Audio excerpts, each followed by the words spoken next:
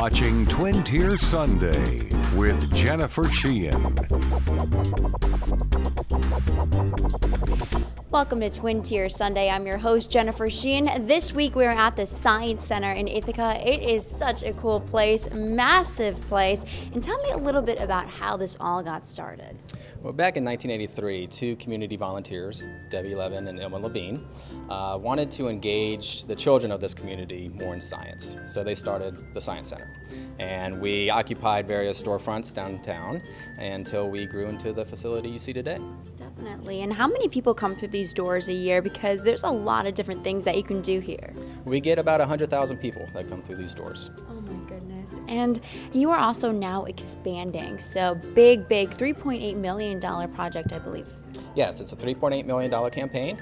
We just launched the public phase of that campaign, and the purpose of this campaign is to completely reimagine the experience you have at the Sciencenter. So all new programs, all new exhibits. It's quite the undertaking, but it's going to be amazing when it's completed. Beautiful. Now, what are some of the things you guys are adding? We are adding, besides the new exhibits and new programming, we are adding 4 new exhibit galleries that all focus on a central theme. One of those is the New York Natives Room, the Ocean Gallery, a gallery focused on sustainability, and a gallery focused on health and wellness, trying to empower people to use science to help shape a better future.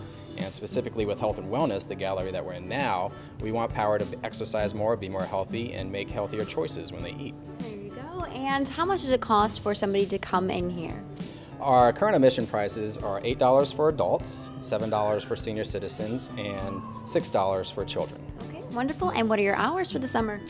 During the summer, we are open 7 days a week, 10 till 5, except for on Sundays when we're open 12 to 5. All right, so now we're going to test out one of the exhibits that you can come and see here. It's going to use our brains, so here we go. So this is called Mind Ball, and it is one of the things that you can do here, and it's part of one of the new exhibits as well. So, tell me, what is this game and what we are wearing on our heads? We're wearing these bands that have conductors attached to your forehead here, and they translate the electrical currents that your brain is firing off at all times. And those currents move the ball. So the calmer you are in this game, the ball moves towards your opponent. And the goal is to put the ball in your opponent's side. Okay, all right, here we go. So, how do we do this? All right, push the start button and the ball will reset to center. There we go, it's going to the middle now. There it is, if you can't see, the ball is going to the middle here. And then our waves, our brain waves, will show up on the screen here. All right, so I want no brain wave.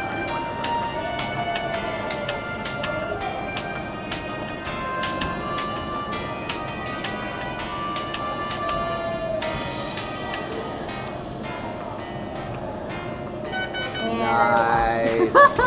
And look how calm you were. Your brain waves were really low, and mine were spiking all over the place. Okay, so I won. There we go. Coming up after the break, we learn about what summer camps and programs the Sciencenter has to offer and how you can get your little one enrolled.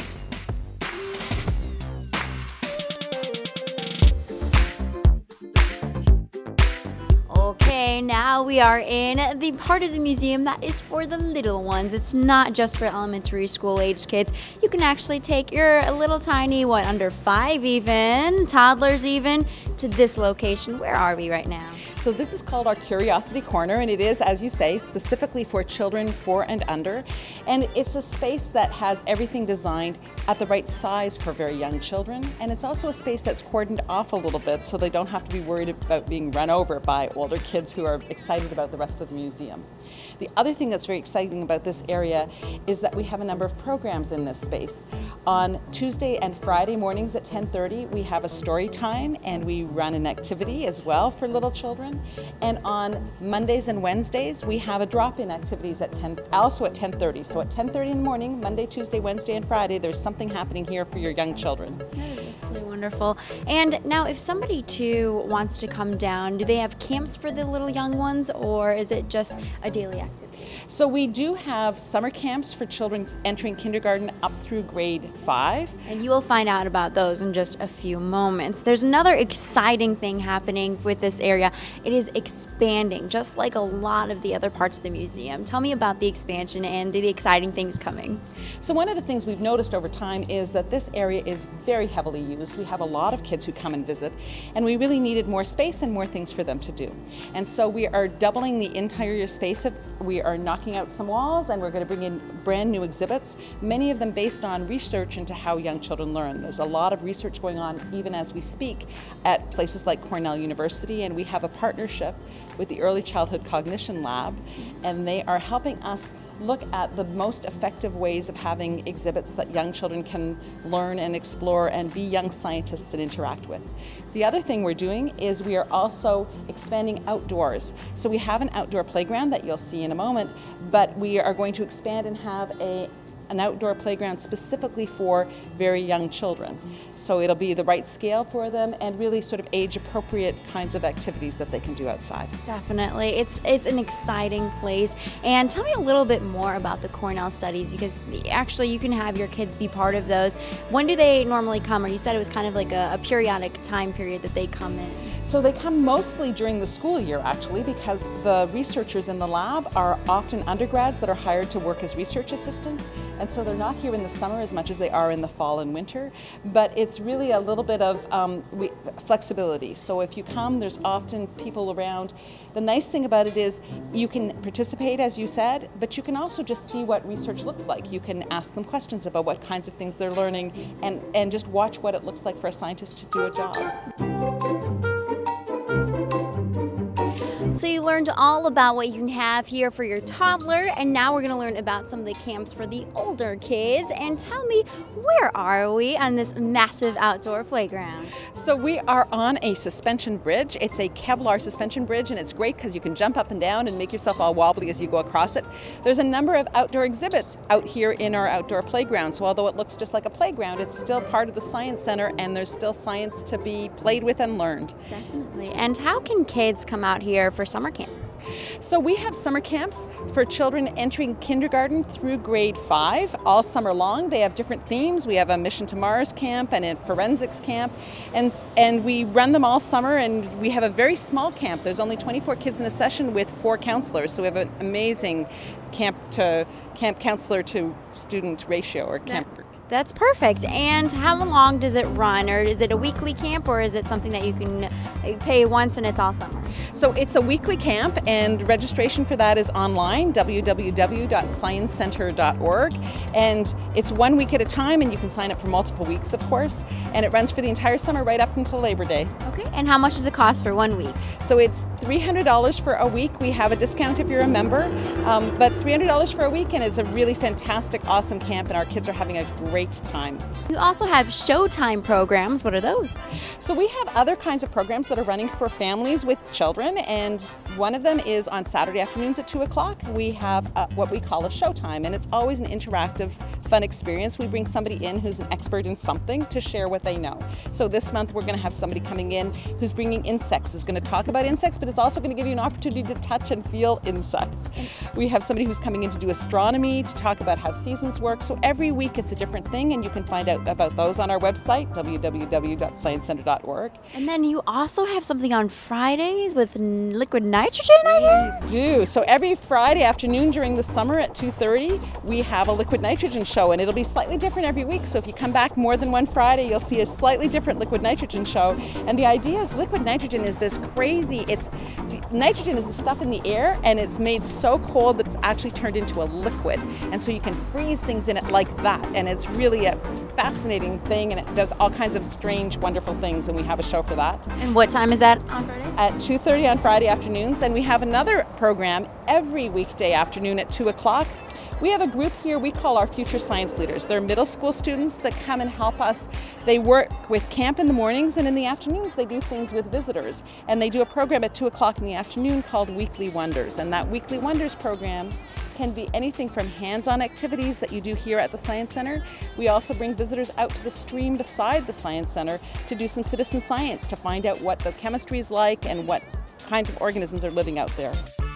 Coming up after the break, it's finally time to see some of the creative exhibits at the museum, from strange matter to mini golf.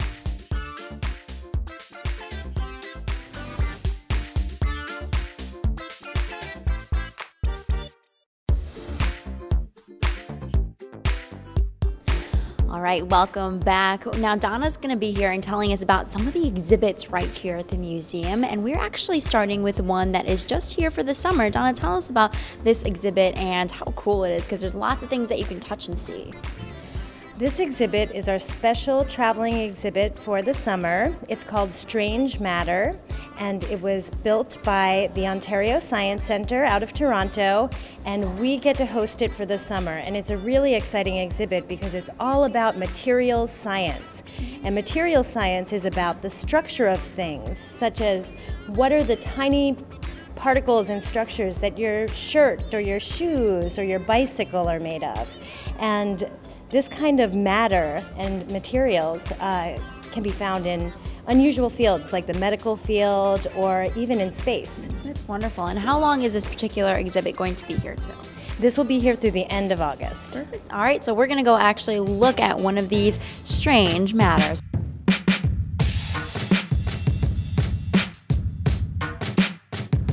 All right, so this is one of the strange exhibits that's here in the Strange Matter exhibition. Now tell me, what is this thing? Because it looks like a pile of goop when you first look at it, but it actually does something really cool.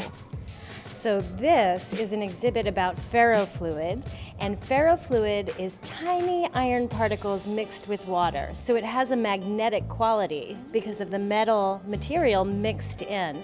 So this exhibit has two very strong magnets, and if you activate the magnets and watch the ferrofluid form, it creates these amazing spiky configurations, so you can really see how the metal is shaping the water around it and changing the material. Oh my goodness. And these are very strong magnets, so it pulls it right up. And this exhibit is really fun because it opens inquiry and you can really talk about the materials, and it's just a new discovery about the science. So this is our new exhibit, the Submersible. It highlights the journey of Ithaca's watershed from Ithaca to the North Atlantic Ocean. And what this does is it points out all the aquatic habitats along this amazing journey. Highlights the diversity of flora and fauna you can find along the journey. You can go forwards and backwards in time as you make your way through this high definition underwater footage. You can jump forward to different habitats. Here we are in the Cayuga Lake. You can really analyze how fish swim, look closely at their biology, their physical features. So this exhibit highlights the importance of our actions on land and how those actions impact the health of aquatic habitats and the animals that live within those habitats.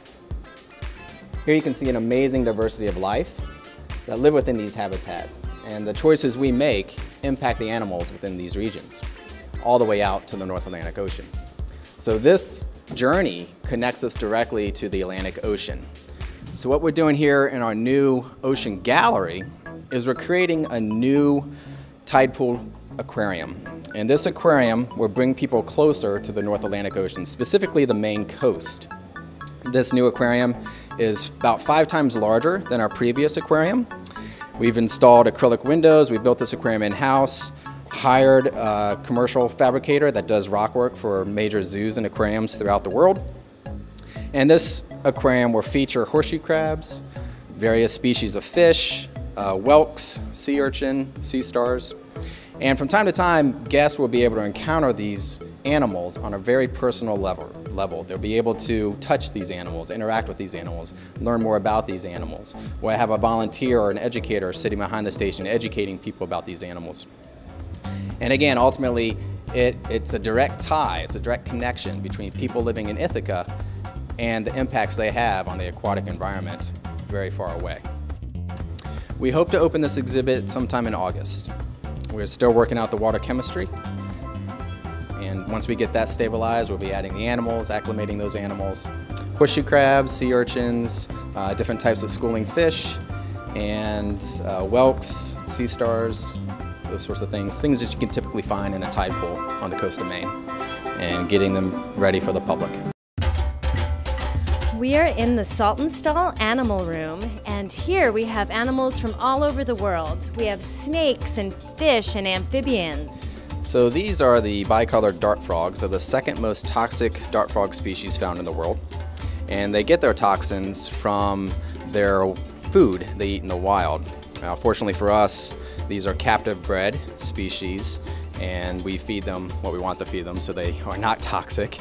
And they are found in a very remote region in the Andean peaks of Colombia. It's a rainforest, and unfortunately their habitat is currently being threatened by deforestation and colonization. So these are some of the things that we point out in all of our habitats found here in the Saltonstall Animal Room. So this habitat represents the Carolina coast. And here we focus on three things. One, we focus on the amazing lionfish. This is the red lionfish found in the Indo-Pacific Ocean. And the other thing we want to highlight here is that it is an invasive species off the Atlantic coast, and it's rapidly reproducing and at an alarming rate, and it's threatening the local ecosystems. Another thing we want to highlight here is the artificial shipwreck that you can see in the backdrop. And shipwrecks serve as artificial reefs in the natural environment, and they're a way to attract marine species, and they can become really diverse habitats.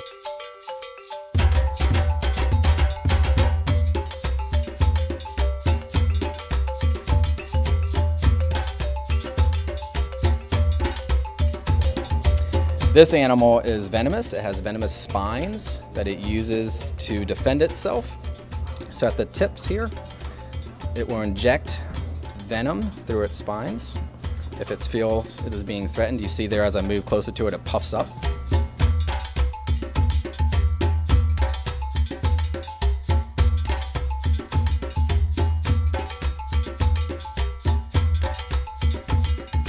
And coming soon, we'll have the New York Natives Room, which will have animals from right here in this Finger Lakes region and from local Ithaca environments. We'll have catfish and sunfish and perch, frogs, snakes, and salamanders right here from your own backyard. So this is the Sciencenter mini golf course, and this is a really exciting new exhibit. We have 18 holes, and we're developing science activities for each hole so that there's an interactive element and science learning with every putt. This is our riparian buffer golf hole, where you can see how putting through different parts of the environment can get you to the goal and teach you about how water travels through our ecosystem here in Ithaca. So we have the riparian buffer, down the storm drain, and then right around passing through the waterway. So this is an exciting exhibit. We'll have new golf activities that are centered around space and physics and engineering and simple machines, and environmental issues, sustainability, and a lot of great science. So we hope you enjoy our mini golf course here at Sciencenter. Underneath the Science Center is where all the exhibits are built. The developers and designers on staff are currently working on a prototype for the mini golf course. The pendulum exhibit will be a difficult one if you're looking to get a hole-in-one. As you're waiting to putt your ball, a series of heavy blocks will begin to swing. Each one is hanging at a different length, in turn swinging at a different frequency. It is a very difficult task, but with the right eye and some science, you might just get it through when it hits the course in the coming weeks. I hope you enjoy learning what there is to offer and explore at the Science Center in Ithaca. There is something for everyone, so make sure you check it out. Thank you so much for tuning in to this week's episode of Twin Tiers Sunday. I won't be here next week, but you can check out my Facebook page to learn about my home, Sweet Home Chicago. Get a sneak peek at what life is like in the Midwest.